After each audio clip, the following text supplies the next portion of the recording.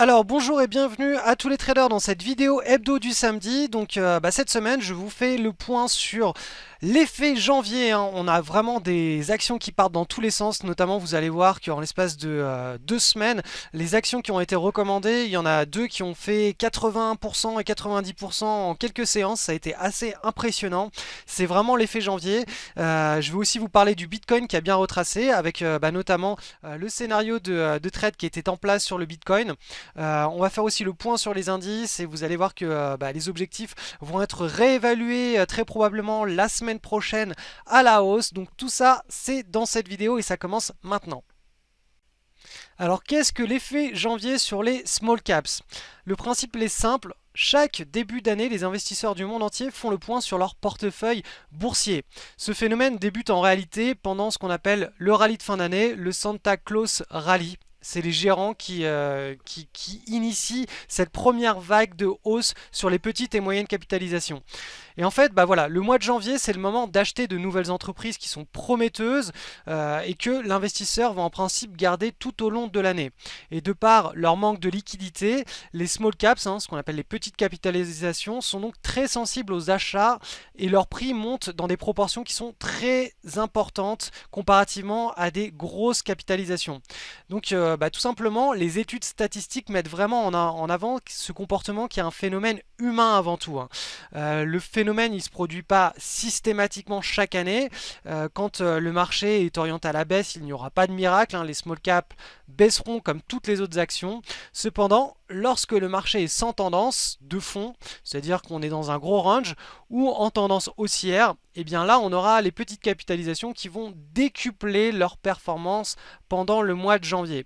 Et nous en tant que swing trader, janvier c'est vraiment un mois qui est incroyablement prolifique pour justement notre gestion et pour notre portefeuille, puisqu'on va profiter à plein pot de ce phénomène de l'effet janvier. Donc là vous pouvez voir, je vous ai mis un petit graphe en bas à droite qui mesure justement la performance des micro caps par rapport aux large caps, et vous voyez que tout simplement en janvier on a vraiment une anomalie statistique, et donc c'est tout simplement un phénomène, un comportement qui est purement humain et lié à la comptabilité, aussi à la fiscalité que doivent supporter les fonds institutionnels et les gérants de portefeuille. Alors donc on commence avec une analyse du Nasdaq. Donc cette semaine a été haussière, on a gagné 2,56% sur le Nasdaq, on est toujours en train de naviguer sur des plus hauts. Vous voyez qu'on a eu cette petite consolidation ici qui a duré au final 3 semaines. Donc on repart cette semaine vers le haut avec l'objectif, le canal supérieur, la bande supérieure du canal haussier juste là. Donc ça c'est l'objectif à court terme, et si on venait à casser donc à la hausse le canal haussier, donc à clôturer bien au-dessus, on pourrait réévaluer à nouveau à la hausse des objectifs sur le Nasdaq. Sur le SP500, on est exactement dans le même cas de figure, on a cette petite consolidation de 3 semaines qui a été cassée cette semaine à la hausse. Alors pour qu'on ait ce signal qui soit validé, il nous faut simplement que pendant la semaine prochaine on fasse un nouveau plus haut, et là on pourra avoir un véritable signal haussier validé avec une nouvelle impulsion haussière qui là permettrait de dépasser le canal haussier et de réévaluer, la borne haut du canal haussier, et de réévaluer à la hausse notre objectif sur le SP500. On va maintenant passer sur le marché européen avec le DAX, et vous allez voir que sur l'Europe c'est beaucoup plus clean et plus clair, il y a beaucoup plus de force sur le DAX et le CAC 40.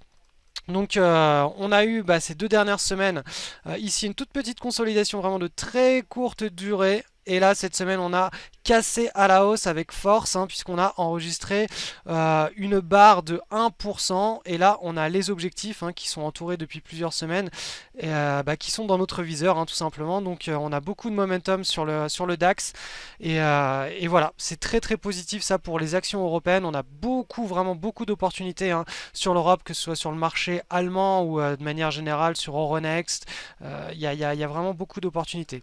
Sur le CAC 40 on est dans la même situation, vous voyez que là on a au cours de ces 2 dernières semaines une petite consolidation, voilà comme ça, qui a été cassée à la hausse. Donc nouvelle impulsion, c'est un nouveau signal d'achat, et sur le CAC 40 on a l'objectif à moyen long terme qui est quand même situé beaucoup plus haut, On est ici sur du 13 300 points.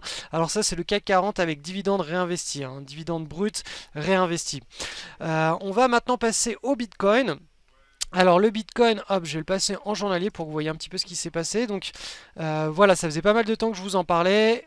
Ici, on a eu un premier signal avec une première prise de position potentielle ici. Deuxième signal ici, donc prise de position potentielle ici ou juste là sur la validation. Ensuite, comme à notre habitude, hein, on neutralise le trade en prenant 50% de nos bénéfices sur le R1, hein, c'est-à-dire une fois qu'on a... voilà, alors je vais vous refaire le scénario. On part du principe qu'on rentre le plus haut possible. Hop là, donc je vais vous mettre ça en vert. Et on part aussi du principe qu'on va mettre le stop loss le plus bas possible, donc vraiment en dessous du dernier creux. Ça signifie que tous ceux qui sont entrés de manière plus précoce et qui ont mis un stop plus serré, ils ont eu sans aucun problème une neutralisation. Donc tout simplement, ce qui va se passer, c'est qu'on va reporter la distance entre son niveau d'entrée et son stop loss au-dessus pour tout simplement obtenir eh bien, notre niveau de neutralisation, c'est-à-dire ici. Donc là, vous voyez, à partir du moment où les cours sur le Bitcoin ont atteint le niveau de R1, c'est-à-dire ce qu'on était prêt à perdre, on l'a en gain. On clôture 50% de notre position et après on neutralise le trade tout simplement en remontant notre stop ici sur notre prix d'achat. Donc qu'est-ce qui s'est passé? On a simplement eu 50% de notre position qui a été clôturée avec un gain sur le R1 et les 50% restants ont été clôturés sans perte ni gain, c'est-à-dire sur notre prix de revient. Alors vous pouvez y inclure les frais de transaction, mais on vit dans un monde où voilà, les frais sont vraiment extrêmement faibles quand on fait du swing trading sur les actions, donc c'est pas vraiment très représentatif. Donc voilà, vous avez le scénario qui s'est passé hein, sur le Bitcoin, hein, pour ceux qui suivaient cette crypto devise. Là, il y a, voilà, avec un plan de trade en journalier, en principe, là, vous n'avez plus de position dessus et vous êtes sorti avec un petit gain sur le R1. Et puis, pour ceux qui sont en swing trading hebdo, il y a un petit peu plus de latence hein, sur cette prise de position, puisque là, on n'a toujours pas le break-even, hein, le stop physique break-even qui a été déclenché. Alors vous devez vous en douter, hein, on est vraiment dans un marché qui est bien puissant, bien haussier. On a l'effet janvier qui joue à plein pot son rôle, c'est-à-dire toutes les petites et moyennes capitalisations sont achetées hein, par les fonds institutionnels et on a vraiment une grosse force acheteuse derrière l'ensemble des actions du marché européen et même américain. Donc le but du jeu, hein, c'est d'identifier les opportunités qui proposent le meilleur setup de trading, c'est-à-dire avec la quasi-sûreté d'avoir une position qui soit neutralisée assez rapidement et avec un potentiel de hausse très intéressant derrière. Donc là, je vais vous présenter 6 titres. Il faut savoir qu'il y en a bien plus hein, qui sont passés sur nos screeners et des titres qui sont très intéressants. Donc là, je fais simplement une analyse purement pédagogique. Alors, on va partir sur le premier titre qui est un titre allemand, CLIQ. Alors là, vous voyez qu'on a un énorme momentum sur ce titre. Alors déjà on a la large base qui a duré 2015-2016. Là on s'est envolé avec les volumes ici. Donc vraiment les investisseurs ont commencé à s'intéresser très fortement au titre. Et on a notre première consolidation à court terme qui est très très propre hein. Elle s'est construite sur des plus hauts. On a cette petite tasse avec l'anse. L'anse est bien resserré. Vous voyez aussi qu'il y a les bandes de Bollinger qui sont bien resserrées. On a eu les volumes qui sont arrivés massivement ici là pendant le breakout et pendant la validation du breakout et là on est dans le run hein. C'est typique d'une requête de marché ça hein. Ensuite on a le titre chargeur.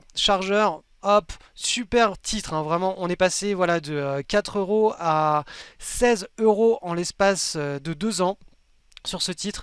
Il a un beau momentum, il a un très bon comportement.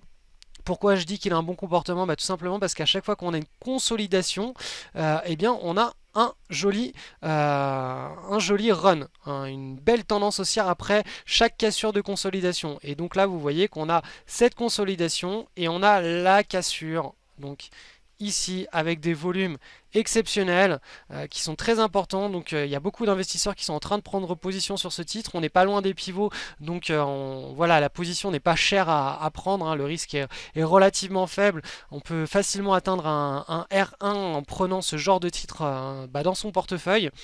Ensuite on va passer sur le titre tac tac, alors ça c'est sur le Nasdaq, c'est RNT. Donc là aussi un titre avec une large base, donc je vais vous la dessiner. Elle est ici. Hop. Donc on a cassé la large base. On a eu une première tendance haussière. Là, on a dessiné une nouvelle consolidation assez longue dans le temps. Et on a eu notre breakout. Voilà, ici, avec des volumes en forte augmentation.